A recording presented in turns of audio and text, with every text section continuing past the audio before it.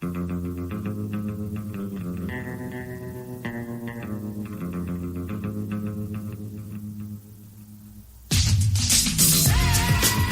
catching the drift. Conservative talk, intelligent conversations on local, state, and national issues with Gary Wellings. Join in the conversation. And now, your host, Gary Wellings.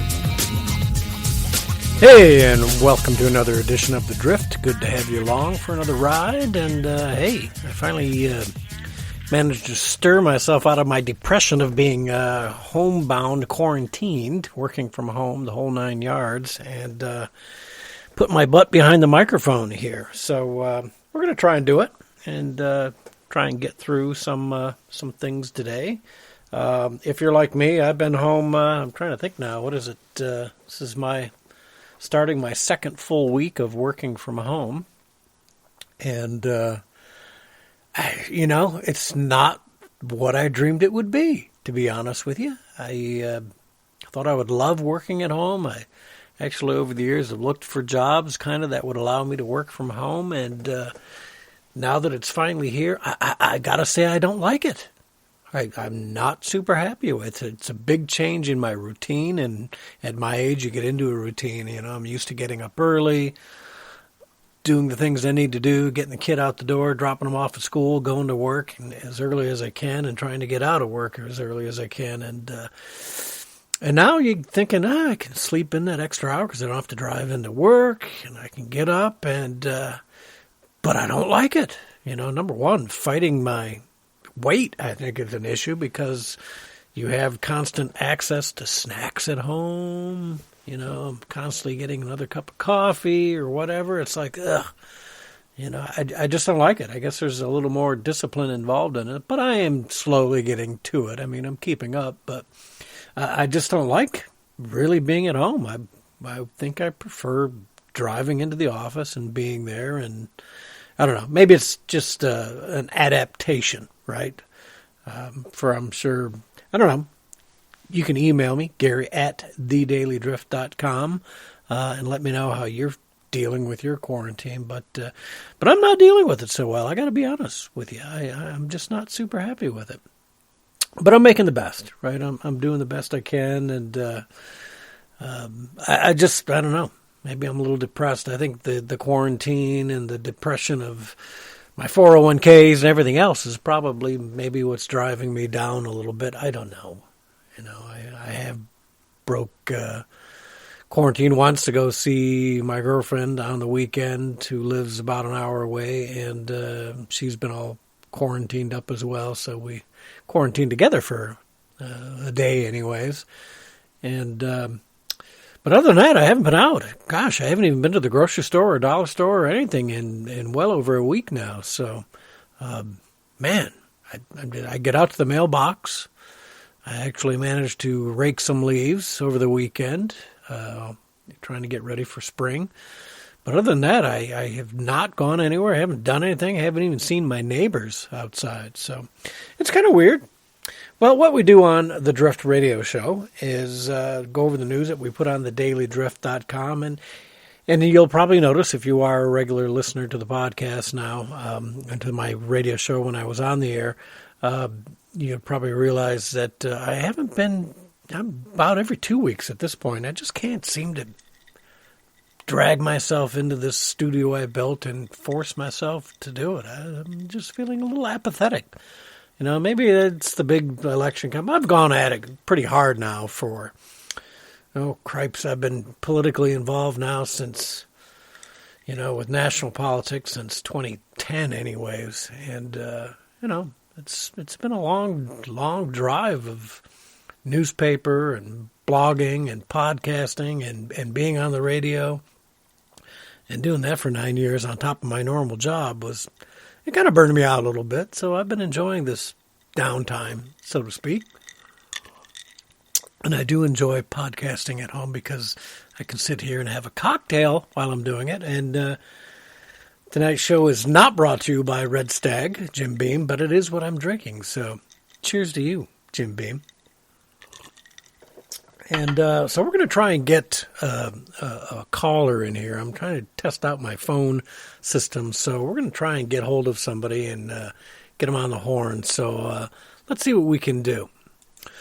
Okay, so welcome to The Drift, and we've got one of our longest listeners on the show today, Joe from Wyandotte. Joe, welcome to the show.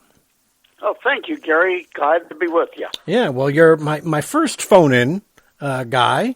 I finally got the system kind of set up where we can take phone calls, and you were the first guy I thought of. Because I was another trivia will be I first call into your podcast, and I was the first to call into the Janice Daniel show when she took over for you. So I am now the trivia answer to 2 first call-ins. Yeah, there you go. You might have been one of the first callers to my show when I was on the radio, too. I don't remember now, but I'm sure it was. We could actually go back and look.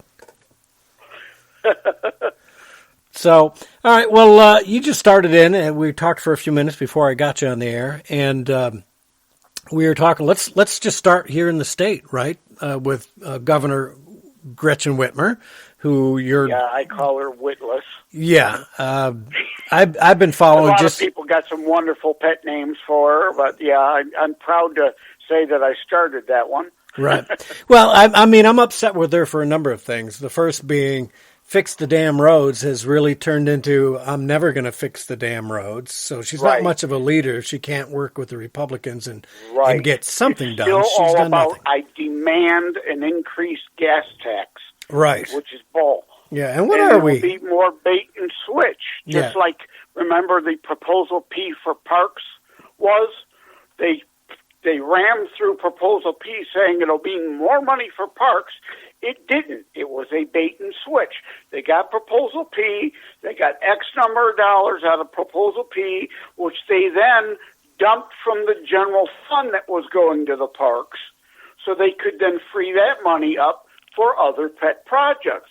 It was strictly a bait and switch. Yep. Yeah, and that's what they'll do with gas tax on us, too. You and I both know that. So, yep. But let's talk for a minute, because there's a couple of things that I'm seeing. Everyone knows we've been talking about it, and now it's kind of Joe Biden's disappeared off the map. The Democratic presidential field is finished. It's done. Joe's going nowhere. We could spend an hour talking about his senility issues and his unelectability. But there's 2 people that I see that the Democrat Party and the mainstream media seem to be pushing now, and I'm thinking we're going to see them at the convention. And one is, as you mentioned, Governor Whitmer, looking for maybe a VP spot. Right, quite possibly, especially if Biden lands up stumbling to the nomination. He already said he'd name a female. He absolutely has to have a female at this point and peddle more identity politics and give him any prayer of taking Michigan, which I still don't think they would. Yeah. Because of the backlash Whitmer or Witless is going to be having by the time the election happens. Yeah. The other you're probably going to mention is Andrew Cuomo with his daily updates. Yes. Isn't it amazing how much time Fox actually gives him? So the Murdoch kids must be definitely pushing Cuomo as well, right? I think you are right on that. Fox has steadily been going downhill ever since the kids took over. Yeah, one of my they favorite. Fired Trish Regan. I'm upset with that. Right out of Fox Business. I was thinking to myself, seriously, you got rid of one of the most professional business anchor people in the world, and they fired her? What she said was nowhere near controversial. This is basically another impeachment attempt for the Democrats through their Trump derangement syndrome. Yeah. That was hardly controversial to say that. Yeah. Well, I got to say, you and I are both pretty big into social media, and you're probably the guy you're probably the angry Joe. You're way more angry than I've ever been, I think. when I follow Joe's posts, I'm like, wow. The running joke when you were on Wham was about being angry Gary, and the one day I said, somebody said about calming you down, or said something, no, we can't calm down Gary. I need angry Gary. Yeah, well, I've certainly calmed down a lot, I think, since then. And I've got some what I used to consider very good friends on Facebook who have just gone overboard with their Trump derangement syndrome, you know. One of them even looked me up on Twitter, followed me to Twitter and tried to harangue me on Twitter, and boy, within 6 hours he blocked me. He was done, right? He couldn't hang. Yeah. So I have always said, and for people who may tune into your podcast and not known your broadcast days, I've said over and over, I will never be a part of either extreme. There are some Trump cultists who've sold out all of their principles, and then there are the other extreme morons, Trump derangement syndrome. I will never be in either camp. right. I will always stand on principle. I will stand with Trump when I think he deserves it, which is like 90% of the time. And when he says or does something that I disagree with, I will stand by my principles and say so. And I've had those battles on Facebook lately. I've found some more Trump cult people I've had to block, and quite a few more Trump derangement syndrome people I had to block, because you can't have a reasonable conversation based on principle. Both extremes make it all about Trump. Right. Yeah, and as I recall, you were not a big Trump supporter, so any support you've got for Trump now is because he's put his actions where his words were, right? Oh, absolutely. Again, just for the audience understanding of where I come from, I would have been happy. In fact, I was very happy to call myself a never Trumper in the 2016 primary. And I ultimately did not vote for Trump in 2016. I left the presidential position blank on my ballot for the first time in my life ever, because I certainly couldn't vote for Hiltard, and I wasn't going to waste my time writing anybody in. But he is absolutely, positively, there's still some bad things, but he has absolutely earned my vote for 2020 now. He has governed a lot more conservatively. I still think deep down he's a New York liberal, but he's governed a lot more conservatively, and I am so glad that I was wrong. Yeah. I'm happy to admit that I was wrong. Yeah, Unlike some people who never admit they're wrong on anything, and that's kind of one of Trump's personality problems. But right. But Well, yeah, as president, he has definitely earned my vote for 2020. I'm enthusiastically behind him. Anyone who suffers Trump derangement syndrome now is just, or calls himself a never Trumper, does so out of Trump derangement syndrome. It's a emotional hysterics personality issue rather than a policy position. Right. And for the listeners, we're talking with Joe Lenard, who's been one of our longtime listeners here at The Drift. And Joe, I want to help you out a little bit too. You want to give out your Facebook or your Twitter handles so that people can look you up on social media? My Twitter handle is at J, the letter J, Lenard, Leonard with no O, Detroit. And usually, you could probably put that into Google and find my Facebook and everything else, or Joseph M.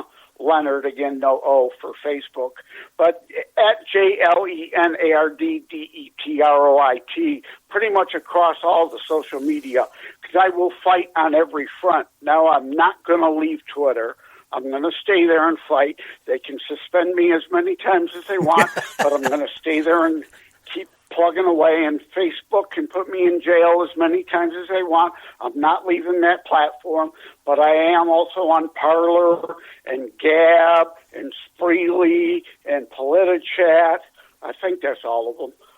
Yeah. You see, you're on more than I am, and God bless you for getting out there and doing that. I would encourage everybody, if you've laughed at social media, if you're not involved in social media, when it comes to politics, you can make a difference on social media. You really can.